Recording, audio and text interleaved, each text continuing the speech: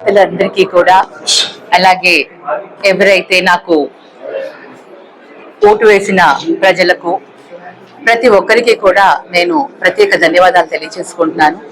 ఇంతమంది ప్రజలు నాకు తోడుగా నాకు ఆ ధైర్యాన్ని ఇచ్చారు. ఒక 14,515 మెజారిటీలో నేను ఓడిపోవడం జరిగింది. కానీ ఎంతో మంది ప్రజలు ఎంతో మంది కూడా నాకు నమ్మి నాకు తోడుగా ఉన్నందుకు ప్రతి ఒక్కరికి కూడా నేను ధన్యవాదాలు తెలియజేసుకుంటున్నాను. ఈరోజు క్యాడర్ అందరూ కూడా ఎవరు కూడా నిరుత్సాహపడొద్దని వాళ్ళందరికీ కూడా ధైర్యంగా ఉండమని తెలియజేస్తున్నాను.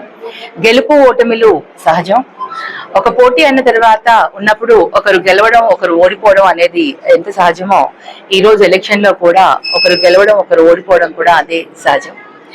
సో ఎవ్వరూ కూడా నిరుత్సాహపడకుండా ధైర్యంగా ఉండండి, ముందుకు వెళ్దాం.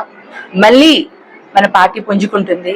మళ్ళీ కూడా మన అందరం కలిసికట్టుగా ధైర్యంగా ఉంటే ఏదైనా సాధించగలుగుతా అని ప్రజలకి నా కార్యకర్తలకి అందరికీ కూడా తెలియజేస్తున్నాను. ప్రతి ఒక్కరికి కూడా అండగా ఉంటాము.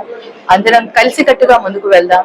మన అందరం కూడా కలిసిగానే ముందుకు వెళ్ళి మన విజయాన్ని ఇంకొక 5 సంవత్సరాలు మళ్ళీ 5 సంవత్సరాల తర్వాత మళ్ళీ ఎలక్షన్స్ వస్తాయి. మళ్ళీ పోరాటం తప్పదు.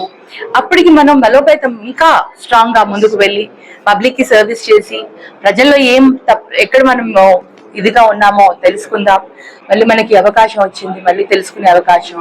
తప్పకుండా అందరం కూడా ముందుకు వెళ్దాం అనేసి ప్రతి ఒక్క కార్యకర్తకు కూడా ధైర్యం చెప్తూ మేము ఎప్పుడు అందరికీ అండగా అందరికీ తోడుగా ఉంటానని తెలియజేసుకుంటున్నాను.